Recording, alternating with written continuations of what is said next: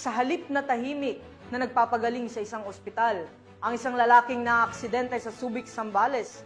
Kaso ang kakaharapin nito matapos mahulihan ng mahigit 300,000 pisong halaga ng iligal na droga. Narito ang detalye ng report mula kay Patrolwoman Lixen Reyes Saweran.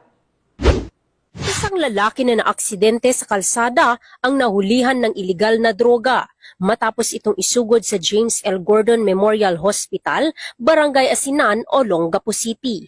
Kinilala ni Police Colonel Richie R. Claraval, officer in charge ng Olongapo City Police Office, ang suspect na si alias Frank, 54 anyos, residente ng Purok 7, Barangay Amungan, Iba, Zambales. Siya ay nasangkot umano sa isang self-vehicular accident sa Pamatawan, Subic, Zambales at dinala sa ospital para sa agarang lunas. Habang inaalis ang mga personal na gamit ng sospek bago ito gamutin, napansin ang isang burden coin purse na nakasuksok sa bewang nito at nadiskubre ang isang sachet na may lamang hinihinalang shabu na may timbang na 50.63 gramo at tinatayang halagang 344,284 pesos kasama ang 9 na piraso ng tig 1,000 pisong papel. Dinala ang mga ebidensya para sa dokumentasyon at tamang disposisyon habang inihahanda ang kasong paglabag sa Republic Act 9165 o Comprehensive Dangerous Drugs Act of 2002. Pinaalalahanan ng kapulisan ang publiko na makiisa sa kampanya kontra iligal na droga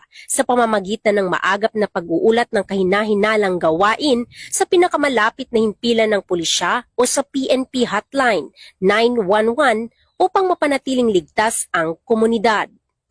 Mula dito sa Police Regional Office 3, ako ang inyong PNN Correspondent, Patrolwoman Lixen Reyes A. Saweran, alagad ng batas, tagataguyod ng Balitang Pulis.